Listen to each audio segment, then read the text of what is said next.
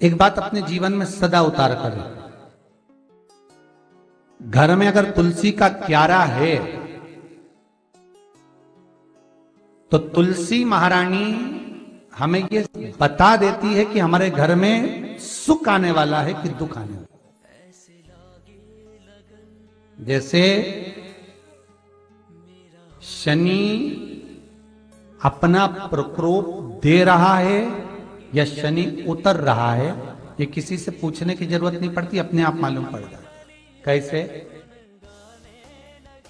शनि कथा अगर आपने सुनी हो तो उसमें व्याख्यान आता है शनि कथा में,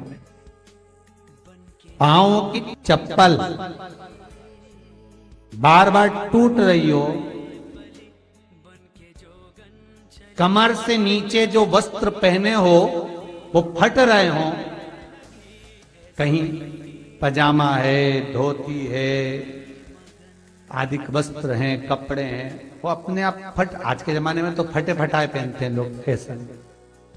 उसकी गारंटी नहीं है, उसका हम वर्णन नहीं कर, हम जब पहनते हम समझ जाते हैं इसको शनि तो ऑलरेडी लगा ही हुआ। जब उनका घुटना घुटनी सब फटा हुआ दिखता है तो उसमें लग जाता है कि शनि पहले से लग गया बापड़ा, उनके पहने से तो मालूम पड़े। शनि का नियम है, शनि कथा कहती है पांव की चप्पल बार बार टूट रही हो, घिस गई हो, बद्दी टूट रही हो, कुछ कर रही हो, और अगर कमर से नीचे जो वस्त्र पहने हो वो अपने आप फट रहे हो,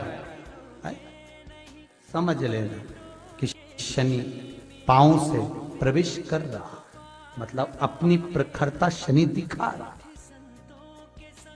किसी मंदिर में गए महाराज और वहां जाने पर चप्पल चली गई तो समझ लेना शनि की कुदृष्टि अब पड़ना बंद होना चालू हो गया। कितना सुंदर कहा है महाराज। जूता चप्पल आज के जमाने में तो फैशन हो गई साहब, घर की चप्पल अलग होती है, बाहर की चप्पल अलग होती है। लोग घर में चप्पल किचन तक में पहन के जाते हैं।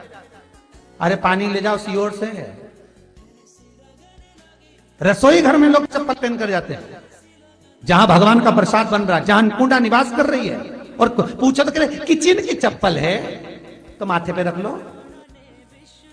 तुम अपनी मां को जरूर देखना है एक बार, वो बूढ़ी मां कितनी बार किचन में चप्पल पहन कर गई, मुझे जरूर फोन कर कर बताना।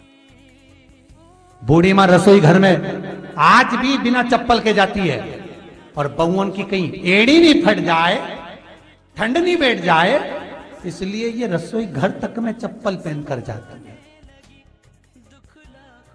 सूर्य नारायण की कथा पढ़ना, शनि महाराज की कथा पढ़ना, और गरुड़ पुराण की कथा पढ़ना, जिन जिन कथाओं का हम व्याख्यान कर रहे हैं उसको पढ़ना जरूर हो। क्या लिखा है? घर के अंदर जब चप्पल जाती है, रोग, बीमारी, कष्ट, तकलीफ चालू हो जाती है।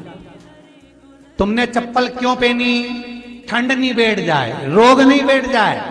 घर के अंदर उतना बढ़ गया, एक कालीन बिछा दो, एक दरी बिछा दो, मोटा आसन बिछा दो, जिस पर तुम चल लो।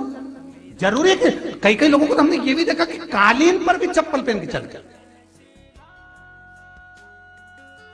और ब्राह्मणों को भोजन परोस रहा है, गुरुजन को भोजन परोस रहा है, ठाकुर जी की थाली बना रहा है, ठाकुर जी का थाल लगा रहा है, तो भी चप्पल है पांव में। तेरा क्या होगा रे कालिया, क्या होगा? विचार तो करो। देह पड़ी रे जाए यहीं पर, फिर कुंडल और नगीना, क्या हरि नाम नहीं तो जीना। अभी भी सुधर जाओ रे, अभी भी सुधर जाओ, नहीं सुधरो तो सिधर जाओ रे, या तो सुधरो नहीं तो सिधरो, थोड़ा सुधरो। रसोई घर में अन्नपूर्णा रहती है, रसोई घर में शिव महापुराण की कथा कहती है जब भगवान शंकर को मां जगत जननी भोजन करा रही थी, शंकर जी ने वर मांगा था अन्नपूर्णा, ए अन्नपूर्णे, तुम मेरे घर के बच्चों का भरण पोषण कर रही है। इस मृत्यु लोक में जितने मनुष्य जन्म लेते हैं ये मेरे पुत्र कहलाते हैं। तो अन्नपूर्णा ने कहा, चिंता मत करना भोलेनाथ, जिस जगह पर एक स्त्री, बेटी, कन्या या घर की बहू या बूढ़ी मां भोजन बनाएगी, उस जगह पर मैं अन्नपूर्णा उसके शरीर में प्रवेश करूंगी। और वो रसोई घर नहीं होगा, वो मेरा और तुम्हारा मंदिर कहलाएगा। अब मंदिर में चप्पल पहनकर भोजन का निर्माण करना, ये श्रेष्ठता है। एक आसन पटक लो आप रसोई घर के अंदर, जिस आसन पे खड़े होकर आप भोजन बना लो। मोटा सा आसन रख लो, चप्पल की जरूरत ही नहीं। श्रीमद् भागवत कथा कर रही है, तुलसी का मात्र तो शनि अपनी दृष्टि बता देता है। शास्त्र कहता है जब घर के अंदर प्रवेश करने के, जब आप घर में प्रवेश करें तो कोने में चप्पल को उतार दें। बाहर जगह नहीं है तो घर के अंदर प्रवेश कर कर लेफ्ट में चप्पल को उतार दें, और 7 या 3 कदम के अंदर चप्पल उतर जाना चाहिए घर के अंदर में। और उसके बाद अगर चप्पल अंदर प्रवेश कर रही है तो राहु केतु शनि के साथ प्रवेश करते हैं, जिसके घर में बीमारी कभी पीछा नहीं छोड़ती। शनि कथा, सूर्य की कथा का स्मरण करिए, आपको मालूम पहचान हो जाता। महाराज तुलसी बता देती है कि आपके घर की दशा क्या है।